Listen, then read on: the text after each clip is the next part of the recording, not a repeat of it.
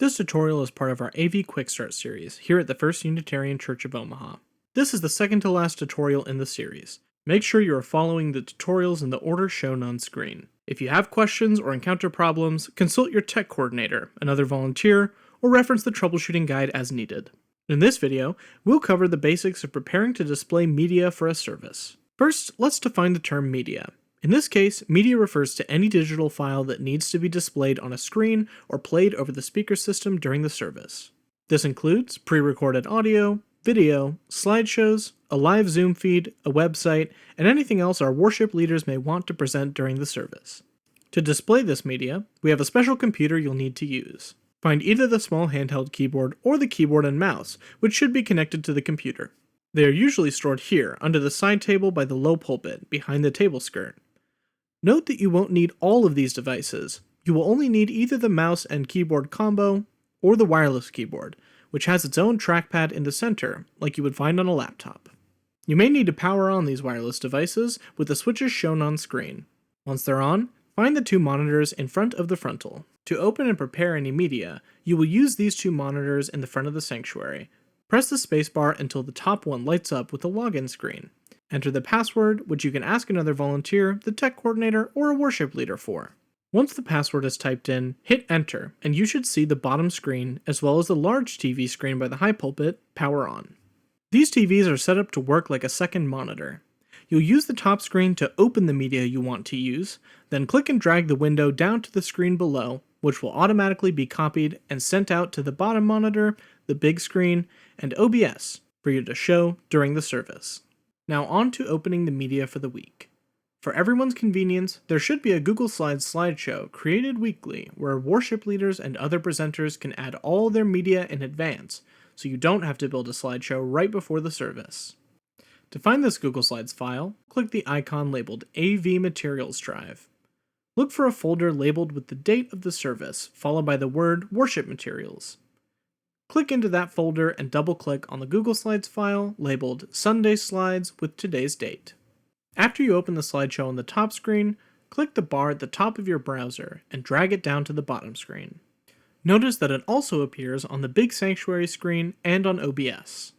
Click on the button in the top right corner that says Slideshow to enter full screen presentation mode. Skip past the red slide at the beginning until you see a slide that looks like this with the title of the service. Once that slideshow has been opened, find this clicker device, which should also be stored at the pulpit. Power it on, and test it to make sure the up and down arrows are working as shown on screen.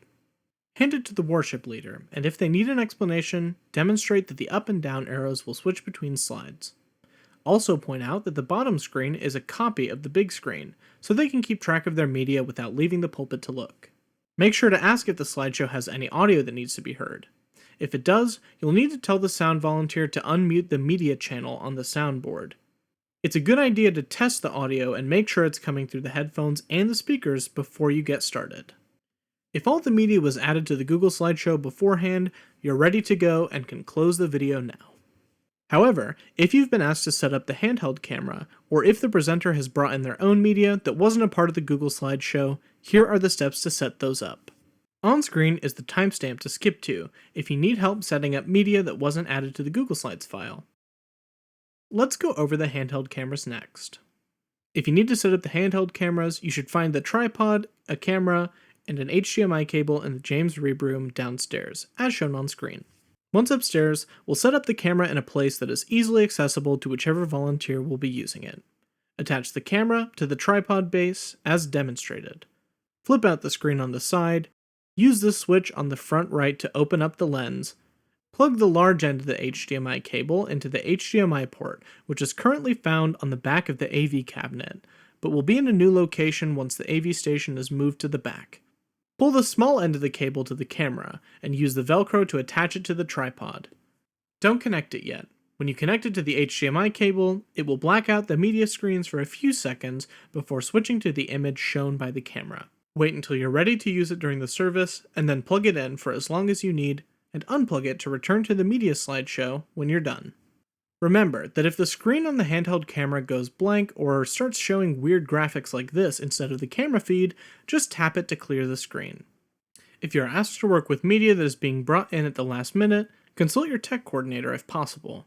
If they've brought the media in on a laptop with an HDMI port, all you need to do is connect it to the HDMI on the back of the AV station with a cable and put the media to present in full screen.